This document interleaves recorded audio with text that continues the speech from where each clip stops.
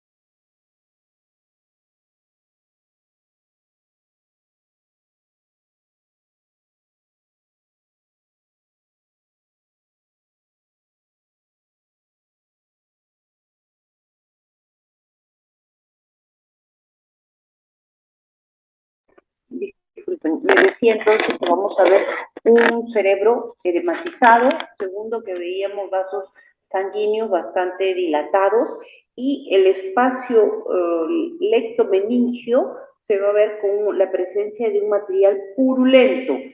No sé si ven estas áreas medio blanquecinas que se pueden ver aquí, ¿no? Que se ven como estrías purulentas o estas áreas medias blanco-amarillentas, ¿no? Que básicamente es pus. Pus viene a ser la presencia de polimorfos nucleares que están ahí, que nos hablan de un infiltrado inflamatorio agudo. Entonces, cuando veamos la microscopía, la lectura, nosotros vamos a ver acá el espacio subaranoideo, que es básicamente esta área que está por fuera del cerebro, en las meninges, ¿no? Principalmente en la aracnoides y en la vía madre, y esta fina capa que nosotros tenemos y que incluso tiene estos, ¿cómo diríamos? Como tabiques que se meten en las circunvoluciones del cerebro, va a estar compuesta principalmente por la presencia de células inflamatorias de tipo agudo, que son los polimorfos nucleares.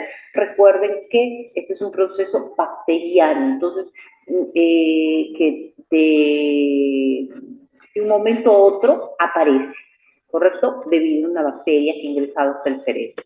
Entonces, ustedes van a ver acá el proceso inflamatorio de tipo agudo, que hemos dicho básicamente polimorfos nucleares, los cuales van a estar alrededor de los vasos sanguíneos lectomeningicos. ¿no? Entonces, ustedes van a encontrar vasos sanguíneos bastante dilatados, ¿no? Congestivos, y alrededor de ellos, ocupando toda esta zona, los polimorfos nucleares. Aquí lo podemos ver mejor. Entonces, si ven ahí, acá podemos ver los vasos sanguíneos dilatados y alrededor de ellos el componente inflamatorio. Ustedes me preguntarán si ahí puedo ver las bacterias. Podría verlas si utilizara un tipo de tinción que es la tinción de Gram. Y en la tinción de Gram las bacterias se tiñen de un color morado característico, entonces ahí los podría ver. Pero como aquí no se puede ver porque estamos con una coloración H&E, entonces simplemente vamos a ver las células que comprometen, que están ahí, pero no el componente bacteriano, porque no lo podemos evidenciar fácilmente. ¿Correcto? En este espacio, ¿no? Hay estructuras vasculares, hay estructuras nerviosas, hay membranas, ¿no? Pero básicamente lo que vemos es el componente inflamatorio, las estructuras vasculares bastante dilatadas con hematíes y espacios claros que es el edema. Si ustedes me preguntan si el cerebro también sufre algunas alteraciones, podemos ver algunas alteraciones muy sutiles, ¿no? Porque el proceso principal se halla en estas meninges, ¿no? En este espacio subaracoideo.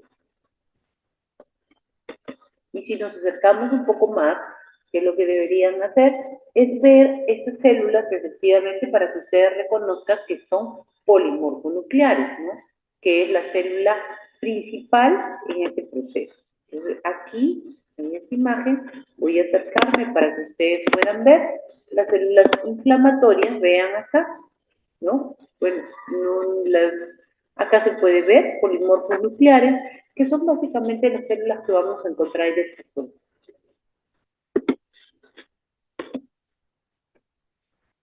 Mayor aumento, entonces. ¿Ven? Acá, por ejemplo, esta célula. Ahí. Muy bien. Siguiente patología, vamos a ver los tumores benignos, ¿correcto? Entonces, en los tumores benignos, nosotros vamos a encontrar al meningioma. El meningioma es un tumor derivado de las células meningoteriales, o sea, de las células aracnoideas que formaban las meninges. Bueno, esas células meningoteriales van a ser las que se encargan de formar este tumor. Este tumor representa tan solo el 20% de los tumores intracraneales, ¿no? La gran mayoría de tumores que encontramos en el cerebro son de tipo maligno. Y este es un tumor benigno, o sea, es el principal tumor benigno, porque, como vuelvo a repetir, la gran mayoría de tumores son malignos. Afecta a adultos, principalmente mujeres y principalmente gente mayor, ¿correcto? Existe entonces la presencia de un tumor que viene a ser este de aquí, ¿no? Que tiene ciertas características de este meningioma, ¿no? Principalmente se encuentra en la parte frontal, como ustedes ven, de la cabeza. Es un tumor primario del cerebro, pero básicamente de las meninges, ¿correcto? Primera característica. Dos, se encuentra en la zona principalmente frontal, o sea, en la parte hemisferio frontal de la cabeza. Suele ser un tumor único, y hemos dicho mujeres, adultos y personas alrededor de la 7ª década.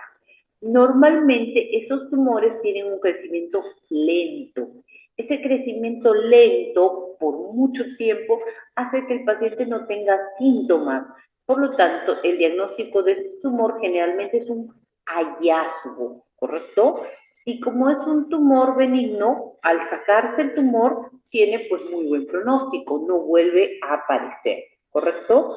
Entonces, el tumor, como ustedes ven, es medio firme, podríamos decirlo hasta carnoso, y como es un crecimiento lento y el tumor está pegado a las meninges, empuja al cerebro. Por lo tanto, la zona afectada del cerebro se deprime en esa zona.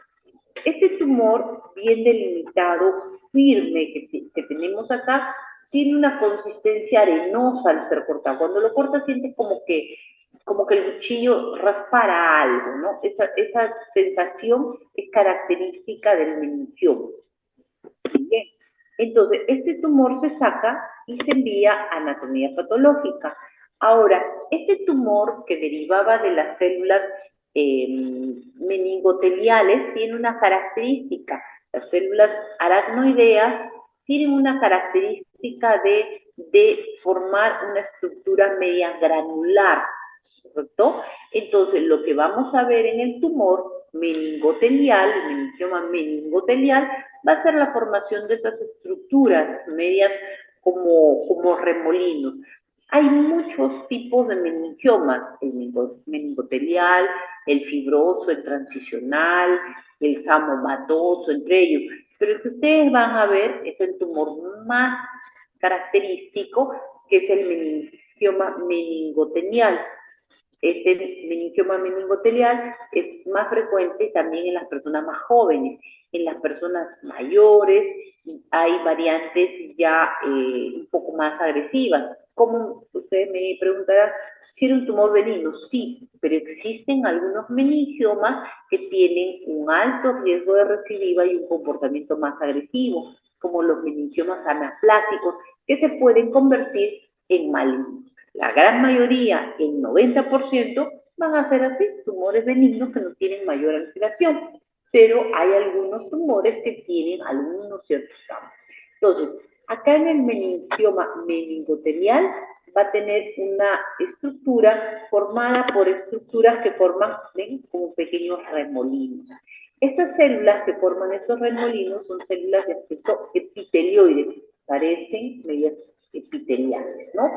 Dando una similitud con las células aracnoideas, ¿correcto? Entonces forman estos remolinos. Primera característica, la formación de estos remolinos. Nos acercamos, miren acá, formación de remolinos, ¿correcto? Ahora, ¿cómo son las células que forman estos remolinos? Las células generalmente son células muy homogéneas, los núcleos son pequeños, son ovoides, y su cromatina es finamente granular. O sea, todas las células se tienden a parecer mucho, ¿correcto? Miren acá.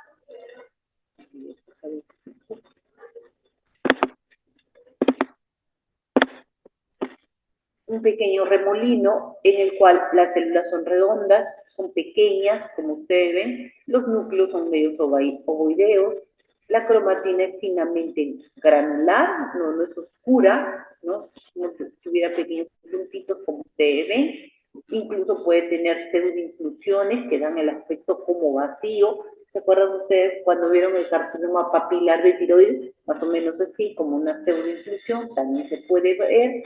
El citoplasma es amplio de esta célula, ¿no? El borde, si bien no se distingue claramente, pero el citoplasma se ve abundante, ¿no? Entonces, esas son las principales características que tiene este tumor. Células redondas, homogéneas, que forman como remolinos, ¿no?, que ustedes pueden ver. ¿Qué otra característica más también podemos ver? En algunos casos pueden tener los famosos cuerpos de mamoma, que van a dar una apariencia de como pequeñas calcificaciones. Cuando se saca un estudio radiográfico, en el meningioma se pueden ver esas pequeñas calcificaciones que nos ayudan en el momento del diagnóstico. Otra característica que también podemos ver es que estos tumores tienen receptores de estrógeno y progesterona, lo cual también nos ayuda en el diagnóstico. Ahora, hay algunos meningiomas que tienen degeneración, por ejemplo, mistoide, cartilaginosa, ósea, entonces pueden tener algunos grados variables de otros componentes de los tejidos de sostén. Pero en las láminas que ustedes tienen del meningioma meningotelial, se ha buscado los que tienen las características principales de este tumor para que ustedes lo puedan reconocer fácilmente. Entonces, acá podemos ver los pequeños remolinos que estamos mencionando de este meningioma meningotelial. La tercera lámina que vamos a ver es la lepra. La lepra es una enfermedad producida por el Mycobacterium leprae. Si ustedes se acuerdan, la tuberculosis es producida por el Mycobacterium tuberculoso, y al igual que este Mycobacterium produce una enfermedad crónica granulomatosa. Esta lepra se adquiere generalmente durante la infancia o en gente joven, ¿no?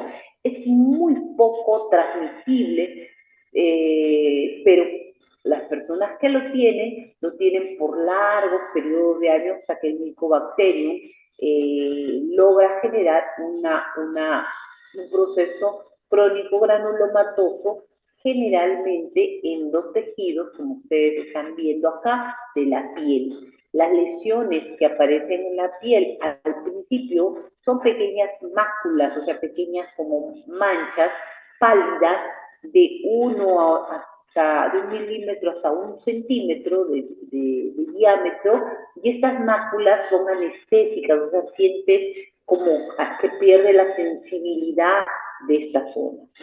Poco a poco estas máculas se pueden formar una lesión nodular, media eritematosa, que aparentemente infiltra la piel, y poco a poco puede producir anestesias, parestesias y finalmente úlceras, como ustedes están viendo, ¿no? Entonces, estas úlceras que están produciendo en la piel y con la anestesia de la zona afectada, es decir, el paciente no siente en la zona afectada.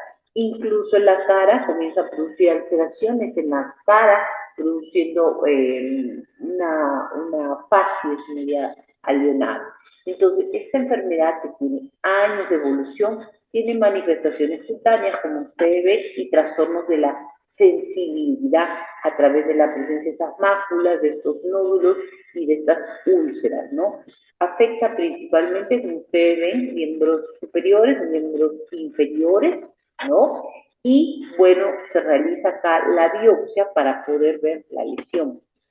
Acá se ha sacado una biopsia de la piel. Acá ustedes pueden ver la piel. Vamos a ver. Ya. Acá ustedes pueden ver la biopsia de la piel. En la biopsia de la piel, ustedes van a ver que hay un área, ¿no?, que separa de la lesión granulomatosa que está por debajo, ¿no? No está en la dermis, sino más bien está en la zona de los tejidos subcutáneos, ¿no? Entonces, en esta piel nosotros vamos a ver un extenso infiltrado inflamatorio de tipo celular, principalmente linfohistiocytario, muy separado de la epidermis. Aquí está la epidermis, acá está nuestra dermis, ¿no?, nuestro tejido colágeno, y aquí aparece el proceso inflamatorio crónico granulomatoso. ¿Listo? Nos acercamos. Aquí viene a estar mi epidermis, aquí están mis tejidos, mi tejido, mi dermis, mi colágeno, y aquí viene el infiltrado inflamatorio. Una característica más de la lepra es la falta de apéndices cutáneos. Normalmente en la piel pues deben haber folículos pilosos, glándulas salivales, glándulas sudoríparas, pero aquí esos apéndices, esas estructuras se pierden. ¿Por qué? Por el proceso de atrofia de la piel que se ha producido. Entonces se produce una atrofia con pérdida de los anexos cutáneos, y se va a ver el infiltrado inflamatorio que se encuentra en esta zona, muy extenso, siempre separado de la epidermis, ¿no? Si nos acercamos para poder ver este infiltrado inflamatorio, ustedes van a ver que está compuesto por células inflamatorias crónicas, como los linfocitos, y las células plasmáticas, que es lo que quiero acercarme para que ustedes lo puedan ver. Las células plasmáticas, no, macrófagos. Los macrófagos son células grandes, de abundante citoplasma, muy vaculado, muy espumoso, y dentro tienen los bacilos. Si nosotros queremos verlo con la coloración de hematoxilina eosina, no va a ser posible. Tenemos que tener una coloración bastante especial, la coloración de Faraco, que va a permitir que podamos ver a los macrófagos cargados de los bacilos, ¿no? Entonces, aquí, por ejemplo, en esta coloración que es hematoxilina eosina, no veo, pero sé que dentro de estos bacilos tiene que estar, perdón, dentro de estos macrófagos tiene que estar el bacilo de la lepra, el Mycobacterium leprae, ¿no? Entonces, es característico poder ver a estos macrófagos con gran citoplasma lleno, pues, prácticamente de estos bacilos, ¿no? Que tienen que verse con la coloración de Paraco como pequeños palitos rojitos dentro de estas células, dentro de estos macrófagos, ¿no?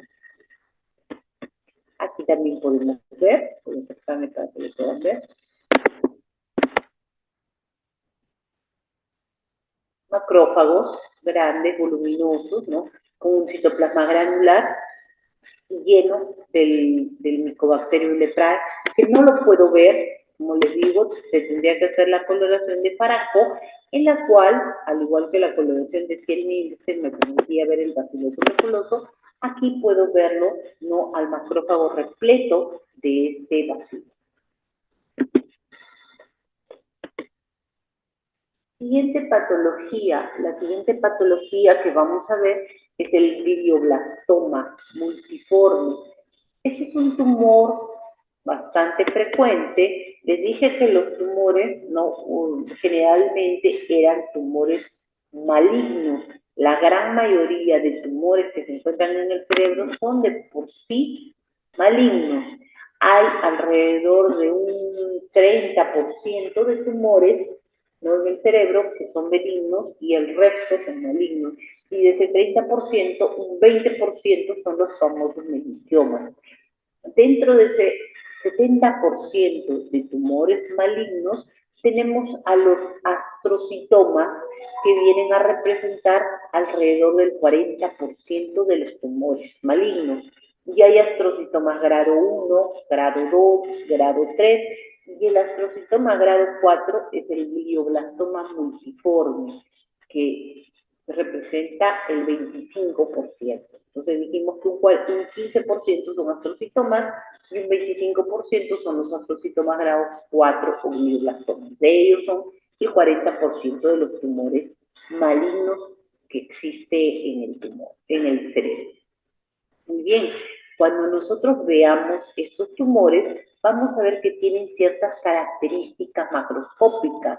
En primer lugar, que este es un tumor primario del cerebro, por lo tanto se da en personas de edad avanzada, generalmente en la sexta década de la vida.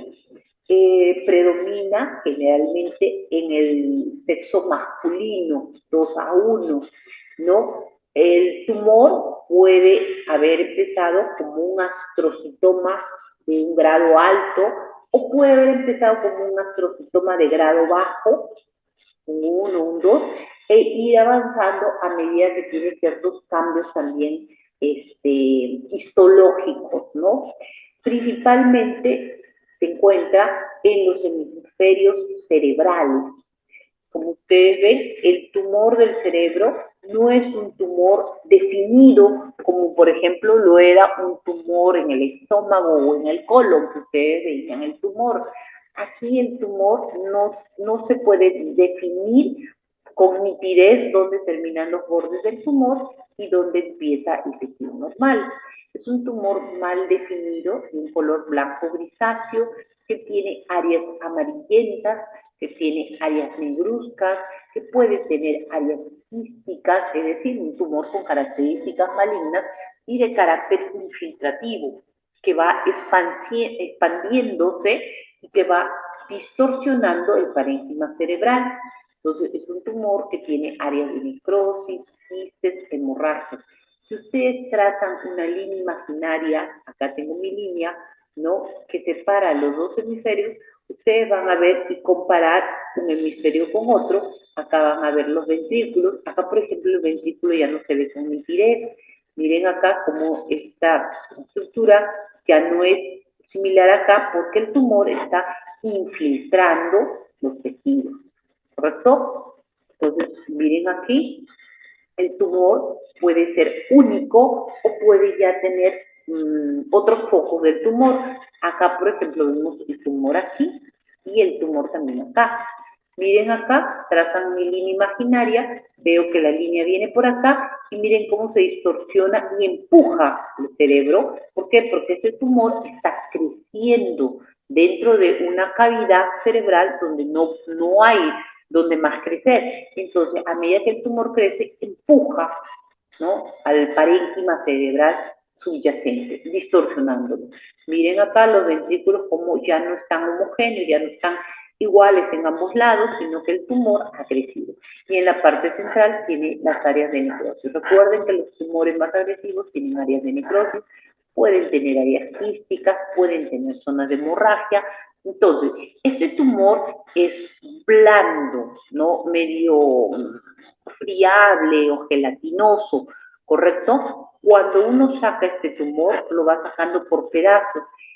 Básicamente, cuando se entra, no es que se sabe el límite, sino que a medida que se va sacando el tumor, se va comparando hasta que se siente que la textura, ¿no?, o las características del tejido normal son un tejido más firme. En cambio, este es un tumor friable que se va desprendiendo y se va deshaciendo.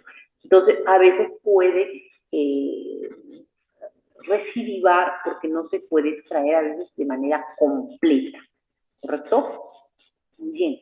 Entonces, cuando nosotros vemos las características del tumor, vamos aquí a agregarle ciertas características. Los astrocitomas les dije que tenían 4 grados. El primer grado, el grado 1, tiene una característica.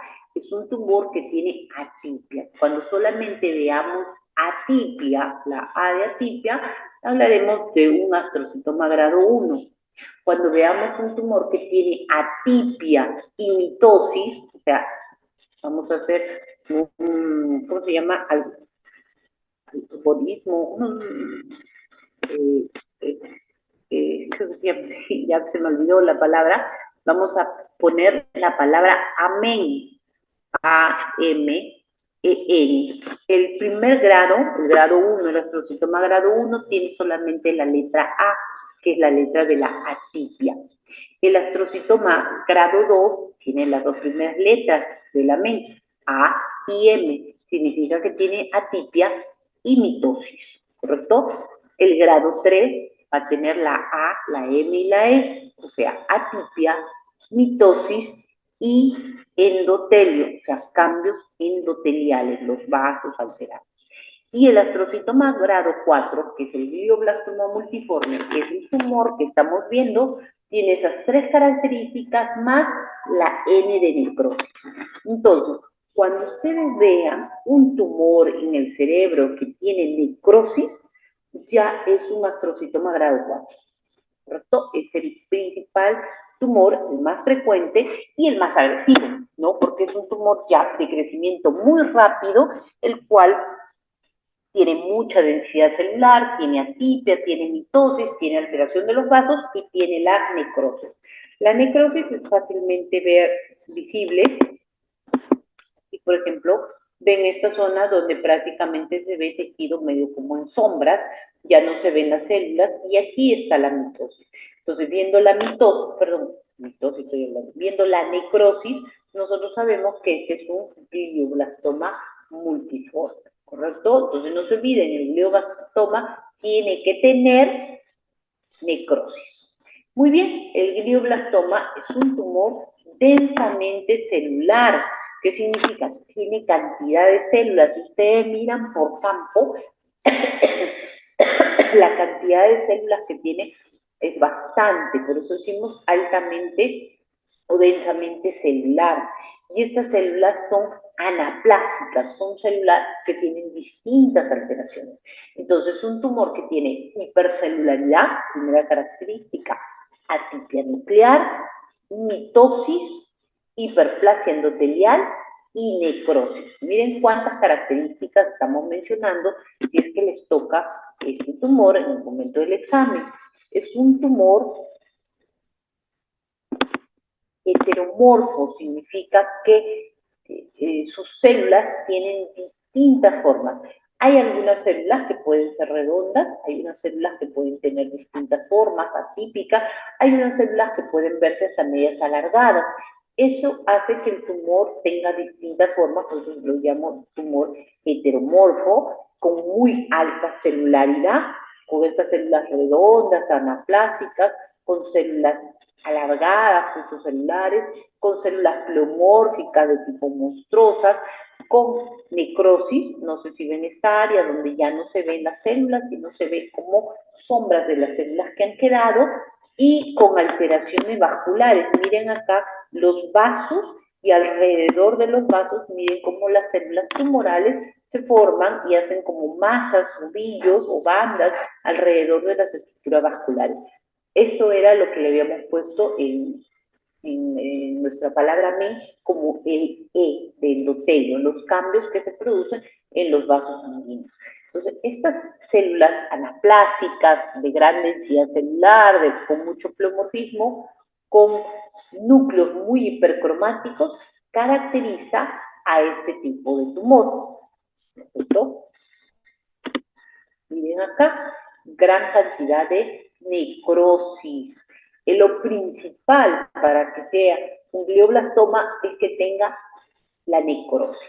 Si no hay necrosis, no podemos llamarlo glioblastoma multiforme. Recuerden eso. Acá, por ejemplo, ustedes pueden ver la zona de la hemorragia, acá, no, la zona de la necrosis, ¿no? Y aquí las áreas densamente celulares, en donde ustedes, no sé si pueden ver acá, células que desde aquí le llaman la atención porque son células extremadamente grandes. Dijimos que una característica es la presencia de estas células anaplásicas que se pueden ver. Aquí, por ejemplo, me voy a acercar para que ustedes puedan ver y miren, por ejemplo, el tamaño de esta célula comparado con el tamaño de una célula normal. Les dije que había células monstruosas. No es que yo utilice ese término exagerando. Está en los libros que esas células se reconocen así, células monstruosas, cuando adquieren estos tamaños y pueden parecer como una célula gigante, siendo una célula tumoral, ¿no? Entonces miren a un vaso alrededor de él rodeado por células anaplásicas y todas las células tumorales que están rodeando este tumor. Y aquí las zonas de necrosis. Siempre en las imágenes que les estamos mostrando se ven las zonas de necrosis para que ustedes puedan reconocer al tumor. Y miren, por ejemplo, aquí estas células que parecen un poco medias sarcomatosas. Si ustedes miran, estas células tumorales tienen una forma media alargada, ¿no? Sarcomatosas, fusos celulares, como fideitos, ¿no? Mientras que estas células tienen formas redondeadas y miren, por ejemplo, aquí células bastante grandes, anaplásticas, pleomórficas, que parecen una célula gigante. Entonces, esas características son de este tipo de tumores malignos, de tumores agresivos, ¿correcto? Acá igualmente podemos ver esas células que hemos mencionado, totalmente anaplásicas, grandes, distorsionadas, ¿no? Que vamos a ver aquí. Entonces, miren acá, estas células, miren esta, por ejemplo, que parece como si fuera un Pac-Man aquí, ¿no? Miren, ¿ves? Un Pac-Man. ¿No? Estos núcleos no existen en las células normales. Las células normales tienen sus núcleos redondos y pequeños. Estas formas atípicas, ¿no? Son características de este tumor, ¿no? Entonces acá podemos ver las células tumorales bastante grandes y miren cómo este vaso está rodeado por estas células, ¿no? Con distintos cambios. Las células endoteliales también tienen cambios, ¿no? Que nos habla de un tumor agresivo, ¿no? Miren acá, gran cantidad de vasos, miren cómo las células se encuentran alrededor de ellas, y miren estas células grandes, anaplásicas que encontramos ahí. Características de este glioblastoma multiforme, ¿no? La siguiente lámina que vamos a ver es el neurofibroma.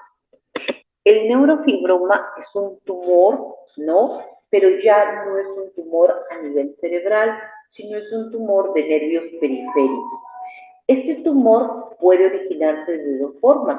El neuroblastoma nodular, como ustedes lo ven, parece un nódulo, es redondito completamente, y ese tumor generalmente se puede ver por debajo de la piel, por lo tanto a veces lo llaman neurofibroma cutáneo. Está, como ustedes ven, acá hay un pequeño nervio, ¿no? Periférico, y el tumor está unido a ese nervio y a partir de ahí es que aparece el tumorcito. Es un tumor redondito, firme, generalmente solitario, y a veces aparece en la palma de las manos, ¿no? Entonces se puede sentir ahí un tumorcito doloroso cuando lo tocas y está asociado, por ejemplo, con una neurofibromatosis de von Recklinghausen. Mientras que el otro neurofibroma es este de acá, que es un tumor de tipo plexiforme. Este tumor plexiforme ya es un tumor que parece como que un nervio periférico también se hubiera engrosado de manera irregular. Entonces, es medio cilíndrico, es medio alargado y parece que fuera como originado en troncos nerviosos mucho más gruesos. Este tumor también puede ser solitario o también puede ser múltiple o también puede relacionarse a la neurofibromatosis de von Recklinghausen y está formado por los elementos normales de las estructuras nerviosas periféricas, ¿no? Entonces parece que esta estructura, como la vamos a ver histológicamente, se hubiera formado a partir de la proliferación de filetes nerviosos. Entonces van a ver ustedes estructuras nerviosas, básicamente estructuras del nervio, ¿no? Que se ha formado de manera, ¿cómo se diría? Ha proliferado este patrón en donde vemos las estructuras nerviosas entrelazadas por este tejido, que es un tejido conectivo, laxo, muy suave, en donde hay estructuras vasculares, pero todas estas estructuras nerviosas que han proliferado se han juntado para formar este tumor, ¿correcto? Entonces aquí tenemos un tumor formado por todas estas estructuras nerviosas periféricas, ¿correcto? Y estos neurofibromas están formados por las famosas células de Schwann, que se encuentran en los nervios periféricos y son las células que han proliferado. Entonces, las células de Schwann, vamos a acercarnos para ir viendo, entonces acá vemos la estructura nerviosa, el tejido conectivo, laxo, muy suave y escaso, con estructuras vasculares, que van a unir estos filetes nerviosos formando el tumor, el neurofibroma plexiforme que hemos visto, que hemos mencionado, ¿no? Y básicamente las estructuras nerviosas son estructuras de tipo normal. No tienen atipia, no tienen distorsión, no es un tumor maligno. Hay algunos neurofibromas que podrían malignizarse, sí, existe la posibilidad, pero la gran mayoría son tumores benignos, ¿no? Entonces miren acá, una estructura nerviosa prácticamente bien delimitada, como si tuviera una pequeña cápsula y está unida a otras estructuras.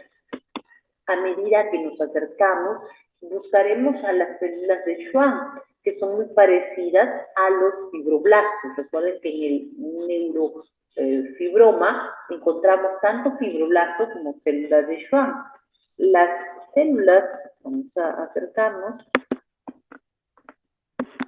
los fibroblastos, ¿no? Van a ser células como estas. Los fibroblastos generalmente son células alargadas que terminan como en puntitas, mientras que las células de Schwann son también células alargadas, pero sus bordes de las células y núcleos son romos, o sea, así como redondito, para que me entiendan. Entonces, en esta mezcla de células en donde han proliferado las células de Schwann y los fibroblastos, ustedes van a reconocer a estas células, ¿no? Alargaditas y con bordes romos, que son las células de Schwann y que son las células formadoras de este tumor. También pueden encontrar por ahí a los fibroblastos, como les mencioné, acá hay algunos fibroblastos que terminan como en puntitas, ¿no? Entonces, sería interesante que ustedes busquen este tipo de células, las que terminan en puntitas como estas, y las células que terminan en bordes romos como el otro, ¿no? Entonces, células de Schwann y fibroblastos, ¿no?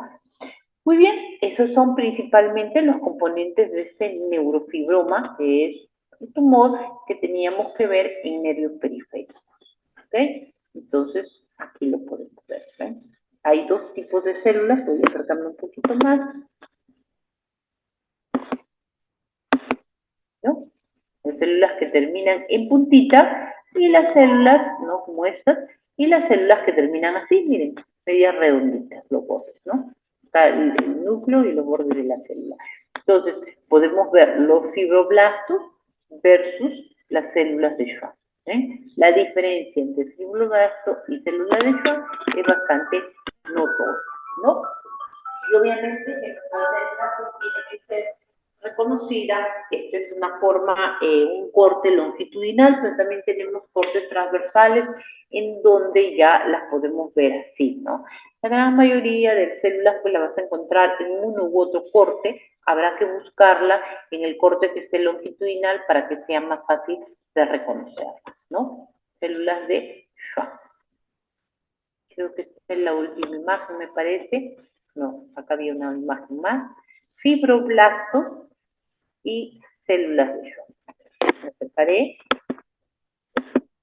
Fibroblastos y células de Schwann. ¿Correcto? Entonces, reconozcanlas, ¿no?